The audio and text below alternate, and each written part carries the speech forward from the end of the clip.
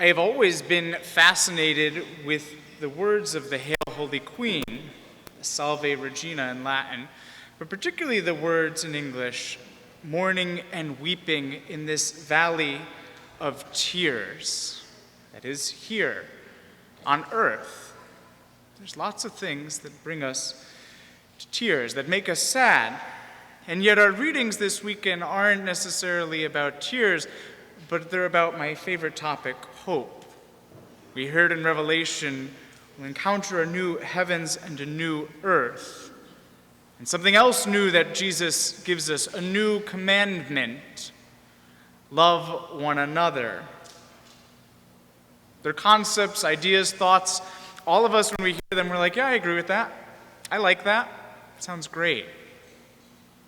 And yet lived out in faith is very different, isn't it?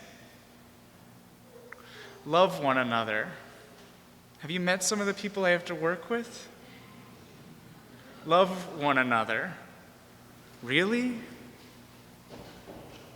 Yeah. He's serious. It's not just a suggestion. No, it's a commandment. Paul and Barnabas knew the struggle that this could be on earth.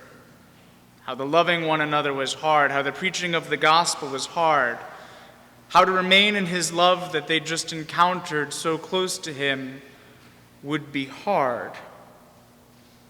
It can often be a valley of tears when people that we've taught, we've raised, and their whole life they've been trained in this, and they're like, yeah, I don't care.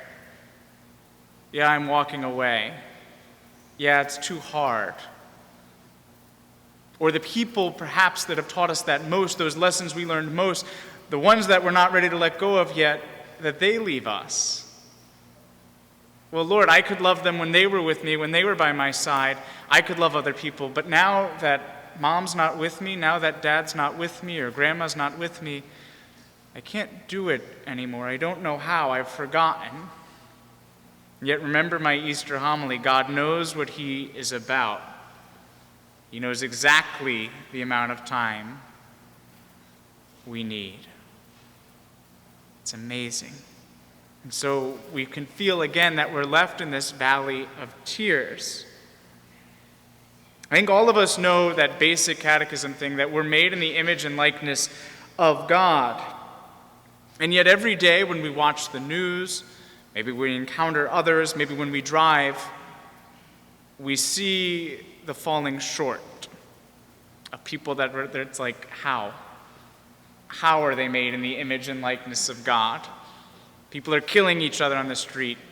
They're blowing up laptops in schools. They're doing all sorts of crazy things. And at the image and likeness of God.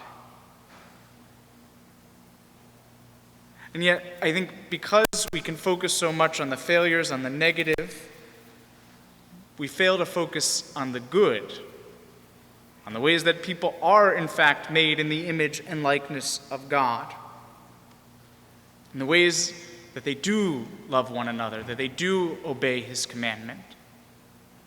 For whatever reason today, I was thinking about, when I wrote this, like 5 a.m. this morning, I was thinking about how my grandfather used to cut each of his grandchildren. He'd peel apples in a very particular way, like a way that only my grandfather just would peel them.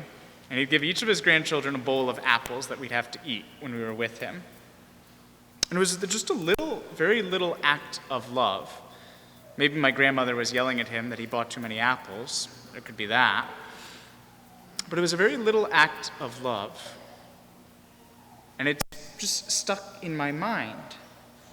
St. Therese talks about those little acts of love that turn into big acts. It's how we learn how to love from those who have loved us. From God, who loved us first, who loved us into being. It's easy to love those we want to love, though. Although sometimes it can be that those in our family we can take for granted the most and fail to love them. It's easy to love the people that we want to love. It can also be easy to love those who are obviously forgotten, the poor. It's easy to go on a mission trip and say, oh, I'm just going to love these children here. I leave for 2 weeks in the Dominican. And the first time I was there on a mission trip, I remember I was very uncomfortable because I said, is this poverty tourism? Am I doing this for me, to make me feel good?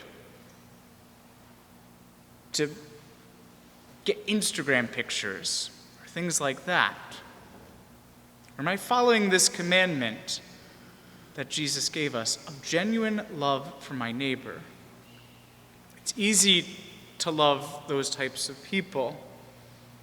And at the same time, there are many people before us that we encounter every day in which I think, brothers and sisters, we fail to love. Not just the annoying ones, no, just general strangers. Mother Teresa would constantly get letters from people asking to come to Calcutta. Her response would always be, there is a Calcutta of immense poverty right where you live. It's the poverty of so many of our neighbors who feel unloved and uncared for. Mother Teresa and Jesus would then say, find them, love them, reach out to them. They are your Calcutta. They're the neighbor who just lost their child or their spouse. The person for whom maybe the Mass is being offered for, and you kind of vaguely know them, but you hear the intention every week, and it's like, oh yeah, must be an anniversary. Well, do we ever follow up on that? Do we ever say, I'm thinking of you? I was praying for your loved one during that Mass that you offered for them this past week? It's the teenager, the college student who comes to Mass alone week after week. The coworker nobody likes to talk to. The pregnant woman whose mother lives far from her. The young family who does it all on their own. There are plenty of people that have nothing wrong with them, that we have no excuse not to love, if you will, that we fail to love. Plenty of love that is to be shared. Jesus, remember, isn't giving us a suggestion. It's a commandment. A commandment to ensure that the love in which we have does not remain fully our own, isn't just directed at the ones we want to direct it to, but it goes out of ourself to another. That it's God's love that is working in and through us. There's the old hymn many of us grew up with, older than me. They will know we are Christians by our love. Even, my brothers and sisters, if we're stuck at times in the valley of tears, let them then know we are Christians by our love, even when we don't feel like it. Amen.